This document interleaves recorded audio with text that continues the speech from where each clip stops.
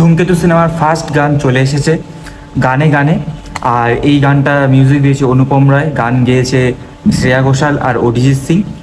আর এই গানটা শুনে না এক ঝলকে সেই পুরনো যে সঙ্গীত বাংলা সেই দিনগুলোতে ফিরে গেলাম। আমি একটু পার্সোনাল কাজ করছিলাম, তো যখনই গানটা এসলো তখনই আমি গানটা শুনে না মনটা পুরো ফ্রেশ হয়ে গেল, মাইন্ড ফ্রেশ হয়ে গেল। আর সেই পুরনো আমাদের দেব শুভশ্রীকে আবার ফিরে পেয়েছি। বেশ ভালোই লাগছে গানটা শুনে। অনুপম রায় এত সুন্দরভাবে যে গানটা প্রেজেন্ট করেছে, কম্পোজ করেছে, মানে গানটা শুনেই না সেই নস্টালজিক ভাবটা আমাদের কাছে আবার ফিরে এসেছে।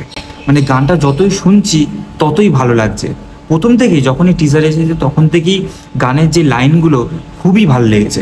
ভিডিওতে দেব আর শুভশ্রীকে খুব মিষ্টি লাগছে, কিন্তু দেবকে দেখলে আপনারা বুঝতে পারবেন না যে দেবের কিছু চেঞ্জ হয়েছে, মানে কিছুটা, হালকা কিছুটা। কিন্তু শুভশ্রীকে দেখলে আপনারা বুঝতে পারবেন যে শুভশ্রী আগে যেটা ছিল এখন অনেকটা চেঞ্জ হয়ে গেছে, তার মুখের গঠন সব কিছু।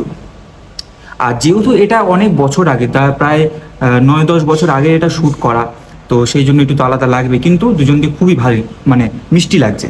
বলতে গেলে গানটা কিন্তু খুবই বড়, প্রায় 5 মিনিটের একটা গান। আর এই যে গানটা যে এত সুন্দরভাবে লিখেছে, এত সুন্দরভাবে কম্পোজ, মানে কি বলবো। আর এই যে গানটায় তার আগে যে টিজারটা বেরিয়েছিল সেখানে বলেছিলাম যে এই গানটা প্রায় পাহাড়ে পুরো শ্যুট হয়েছে, ঠিক আছে, পুরো ভিডিওটাই। গানটা সম্পূর্ণভাবে একটা রোম্যান্টিক গান, তোমরা শুনলেই বুঝতে পারবে।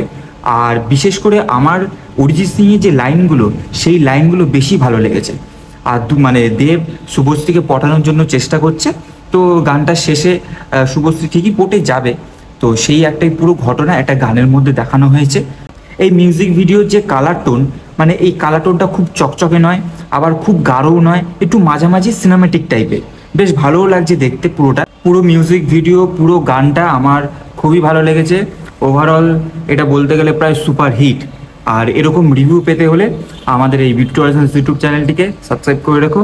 দেখা হচ্ছে পরবর্তী একটি ভিডিওতে।